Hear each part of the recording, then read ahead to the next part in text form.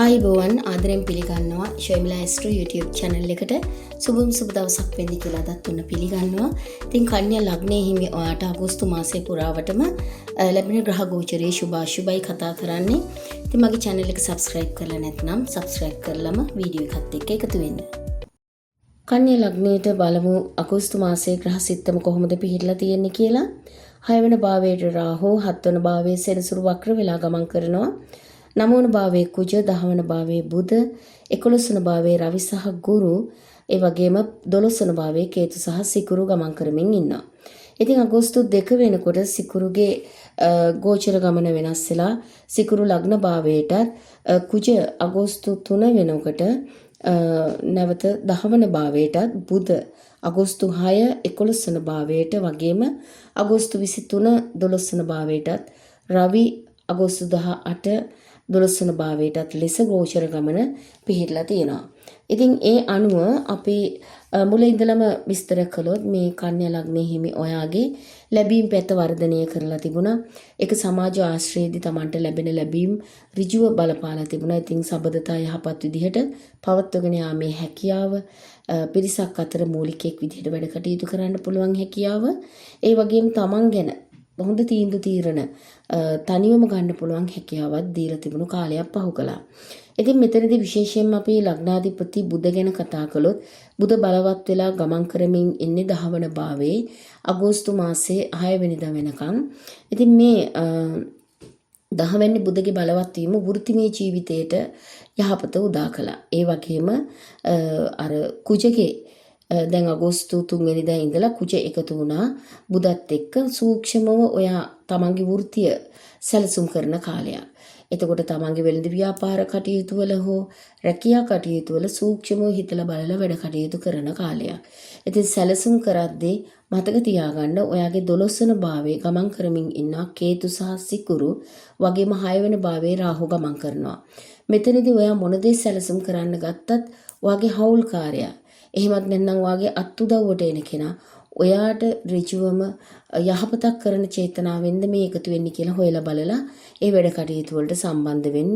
විශේෂයෙන්ම තමන්ගේ මේ වගේ ග්‍රහ ගෝචරයක් තියෙන කාලෙක තමන්ට අමතක වෙනවා මොනවාද මම කරන්නේ කාත් එක්කද කරන්නේ. අන්තිමටම තමයි තේරෙන්නේ මම වැරදි කෙනත් එක්ක වැරදි වැඩකට අත ගහලා කියලා. ඉතින් එන්නේ මේ වගේ තත්වයක් ඇති නොවන තැනට බොහොම විමසිල්ලෙන් බුද්ධියෙන් තමන්ගේ කාලය සැලසුම් කරගෙන මේ සම්බන්ධ කටයුතු වලට තීන්දුව తీරන ගන්නවාට පුළුවන්. ඉතින් ඒ වගේම මේ කුජගේ ගමනත් එක්ක කුජ 10 වන භාවයට පැමිණිලා අගෝස්තු 6 වෙනිදා බුධ එතනින් ඉවත් වුණාට පස්සේ බොහොම වේගෙන් හැමදේම දරාගෙන ශනිකව බොහොම ශක්තිමත්ව තමන්ගේ තීන්දුව తీරන හරහා තමන්ගේ වෘත්තිමය ජීවිතය සකස් කරගන්න පුළුවන් අවස්ථාවක් ලැබෙනවා. ඒ වගේම ලැබීම් වලට ඍජු බලපෑම් බාධා අඩු වෙලා යනවා. විශේෂයෙන්ම ඔයාට ලැබෙන දේ ඔයා ආයෝජනය කරන කාලයක ඉන්නේ. ඉතින් විවිධ ආයෝජන ක්‍රම උපායන් ඔයාට ලැබෙයි. ඒක තමන්ගේ යාළු මිත්‍රීන් හරහා තමන්ගේ සමාජය හරහා ලැබෙයි. ඉතින් එතනදී විමසිල්ලෙන් බලලා තමන්ට සුසු දේ විතරක් එකතු කරගන්න. විදේශ යෝග ක්‍රියාත්මක වෙන කාලෙකුත් වෙනවා. තමන්ට ආපු පළවෙනිම අවස්ථාව හොයන්නේ බලන්නේ නැතුව ලොකු මුදල් වැය කරලා ඒ දේවල් ජීවිතයට එකතු කරගන්න කලින් දෙපාරක් හිතන්න. විශේෂයෙන්ම මම මෙතනදී දෙපාරක් හිතන්න කියලාම කියන්නේ ඔයාගේ විදේශ යෝග ක්‍රියාත්මක වෙන කාලෙට ඔළුවට එන්නෙම මම රට යන්න ඕන. එහෙම නැත්නම් මගේ පදිංචිය වෙනස් කරන්න ඕන. මට ගෙදර ඉන්න බෑ. ඔන්න ඔය මගේ සිතිවිලි. ඉතින් ඒ වගේ ප්‍රබල සිතිවිල්ලක් තියෙන කාලෙක අපි සමහර තැන්වලදී ගන්න තීන්දුව తీරන වරදිනවා. මොකද අපිට ලොකු අවශ්‍යතාවය. ඒක කෙරෙන්නේ කොහොමද? ඒක කරන්නේ කවුද? ඒක ලොකුවට අපි හිතන්නේ නැහැ. ඉතින් ඒ වගේ හිතන්නේ බලන්නේ නැතුව වැඩ කරන්න ගිහිල්ලා අමාරුව වැටෙන්නේ නැතුව මේ කාලය ඇතුලේ බොහොම සිහියෙන් අවබෝධයෙන් බුද්ධිමත්ව වැඩ කටයුතු සැලසුම් කරගන්න. ඒ වගේම රවිගේ ගුරුගේ බලවත් වීම ගුරු බලවත් වීමත් එක්කලා අවස්ථානේ ඔයාට ලැබීම් පැත්ත වර්ධනය කළා. ඒ වගේම කේතු සිකුරුගේ එකතුවත් එක්ක ඒ ලැබීම් වර්ධනය වෙන තරමින්ම වගේ සුව පහසුව අඩු කළා. තෘප්තිමත් බව අඩු කරලා දැම්මා. ඉතින් මෙන්න මේ ස්වරූපේ යම් තරමකින් වෙනස් වෙනවා මේ අගෝස්තු ආරම්භයේදීම. ඒ කියන්නේ අගෝස්තු 2 වෙනිදාම සිකුරු ලග්නයට ගමන් කරනවා. මේ ලග්නයට සිකුරු ආවා කියන්නේ කන්‍යා රාශියට සිකුරුගේ පැමිණීම. ඉතින් බොහෝ දෙනෙක් දන්න දේ තමයි කන්‍යා රාශියට සිකුරු කියන්නේ නීච ග්‍රහයක් වෙනවා, දුර්වල ග්‍රහයක් වෙනවා. නමුත් මෙතනදී අගෝස්තු 6 වෙනකම් බුධ බලවත් වෙලා තියෙන නිසා ගුරුගේ පැමිණීමත් එක්කම ඒ ආරම්භ වන කාලය ඇතුලේ ලොකු අපහසුතා ගැටලු බාධා ඇති කරන්නේ නැහැ. තමන්ගේ සුව පහසුව නැති කරන්නේ නැහැ. ඉතින් විශේෂයෙන්ම අගෝස්තු මාසේ 7 වෙනිදා 6 වෙනිදා පහ වුණ තැන ඉඳලා 7 වෙනිදා ඉඳලා හිමින් පටන් ගන්නවා තමන්ගේ සුවය නැති කරන්න. මෙතනදී විශේෂයෙන්ම නැති කරන්නේ තමන්ගේ මානසික සුවය. ඉතින් සෙනසුරු 7 වන භාවයේ ගමන් කරමින් ඉන්නවා. එතකොට එතන මේ සෙනසුරුගේ වක්‍ර වීම ජූලි 27 වෙනිදා සිද්ධ වුණා. එතනදී කියන්නේම සබඳතාවල තියෙන ප්‍රශ්න ගැටලු හොයලා බලන්න. ඔයා ගත්ත තීන්දුව තීරණ නැවත ආවර්ෂණය කරන්න, නැවත විමර්ශනයක් කරන්න. හොයලා බලන්න හරි තීන්දුව තීරණද විවාහ ජීවිතය ඇතුලේ ගත්තේ. එතකොට තමන්ගේ හවුලට සම්බන්ධ කරගත්ත පුද්ගලයන් තමන්ගේ ජීවිතේට අර යහපතක් වෙනවට කැමති පිරිස්ත මේ හැම දෙයක් ගැනම දෙවරක් හිතලා බලන්න ඔයාට අවස්ථාවක් ලබා දීලා තියෙනවා වගේම ලග්න භාවයේ සිකුරුගේ පැමිණීමත් එක්ක ඔයාට ඒකේ සුව පහසුව අඩු කරලා දැම්මත් ඒක තමන්ගේ පැත්තට යහපතට හරව ගන්න හොඳ අවස්ථාවක් දීලා තියෙනවා. ඉතින් බුධ නැවත වතාවක් මේ අගෝස්තු මාසේ 6 වෙනිදා ලාභස්ථානයට ගියානේ. එතකොට රවි ගුරු බුධගේ එකතුව ඔයාට ලාභය දෙනවා. ලාභය නැති කරන්නේ නැහැ. නමුත් ඒ ලාභය භුක්ති විඳින්නේ ඔයා පමණයි. සමහර තැනකදී ඔයා গুপ্ত වෙනවා. ඔයා දේවල් ඔයාගේ ඇතුලේ හංග ගන්නවා. පිටස්තරයට කියනවා අඩු වෙනවා. ඉතින් ඒක සමහර විට ඔයාගේ සබඳතා දුරස් කරන්න, සබඳතාවල තියෙන ශක්තිමත් බව අඩු වෙන්න හේතුවක් වෙන්න පුළුවන්. ඉතින් යුග ජීවිතය ඇතුළේ නම් සහකරුට සහකාරියට විවෘතව වැඩ කටයුතු කරන්න තරම් බුද්ධිමත් වෙන්න. ඉතින් අගෝස්තු 18 වෙනිදා රවි නැවත ගමන් කරන 12 වන භාවයට මෙන්න මේ 12 වන භාවයට පැමිණීමත් එක්ක ඔයා විශේෂයෙන් අවධානය යොමු කළ යුතු කාරණාවක් තියෙනවා.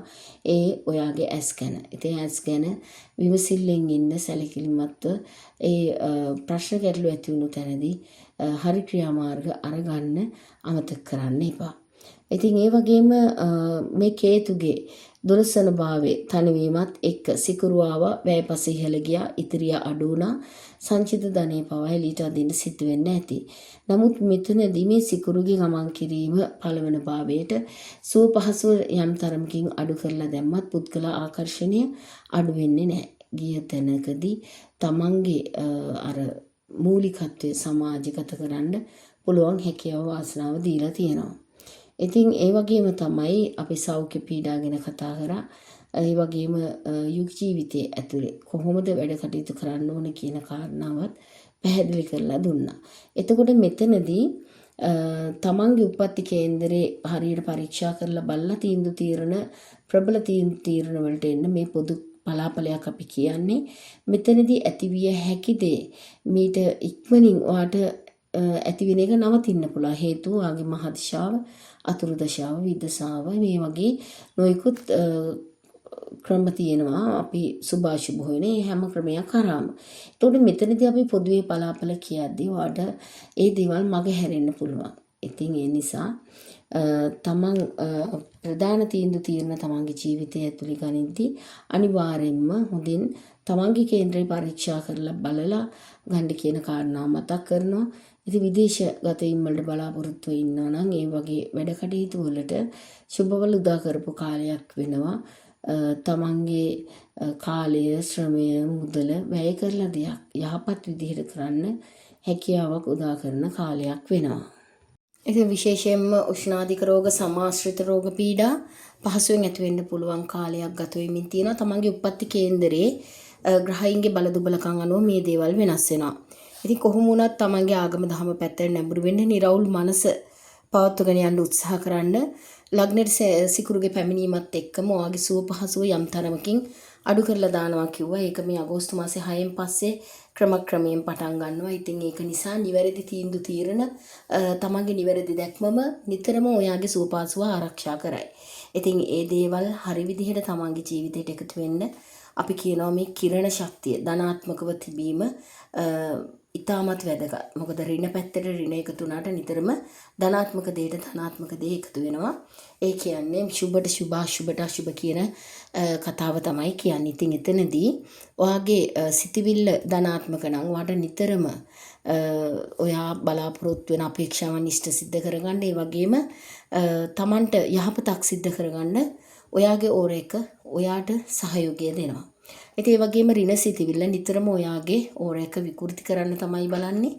ඒ හරහා ඔයාට එක ප්‍රශ්නයක් දීලා තව ප්‍රශ්නයක් ඒ එක්කම දෙන්න තරම් ඒක බලපෑමක් වෙනවා.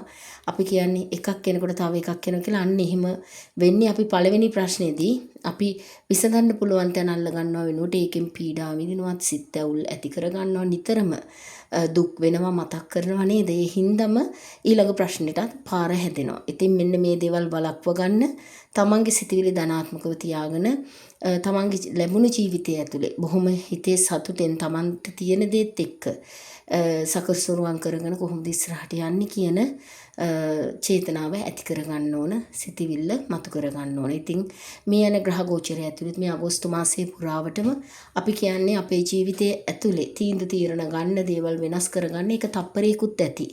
ඉතින් දවස් 30ක් කියන්නේ ලොකු කාලයක්. ඉතින් මේක සිහියෙන් ගෙවනවා කියන එක සමහර විට ඉදිරි අවුරුදු ගණනාවකට බලපාන යහපතක් ඇති කරන දෙයක් වෙන්නත් පුළුවන්. ඒක නිසා ගෙවන හැම තත්පරයක්ම සිහියෙන් බුද්ධියෙන් ගෙවන්න පුළුවන් කෙනාට වරදින තැන් හරි අඩුයි. ඉතින් ඒ වගේ අවස්ථාවන් නැති කරගන්න අපේ හිතේ ශක්තිය, ඒ වගේම නිදහස, නිරවුල් බව මතු කරගන්න ඕන. ඉතින් පුළුවන් නම් සෙත් පිරිත් දේශනාවලට ඇහුම්කන් දෙන්න, ආගම ධර්ම පැත්තට නැඹුරු වෙන්න.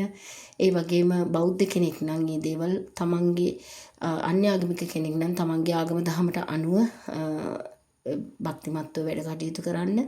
දානමාන පින්කම් තමන්ගේ හිතේ හැටියට, තමන්ගේ හිත කැමති විදිහට, හිත නිවෙන විදිහට කරන්න පුළුවන් දානමාන පින්කම් වල යෙදෙන්න. ඒ වගේම නිතරම තමන්ගේ සිතිවිල්ල නිරවුල් වෙන්න ඕන, වගේම තමන්ව විශ්වාස කරන්න ඕන.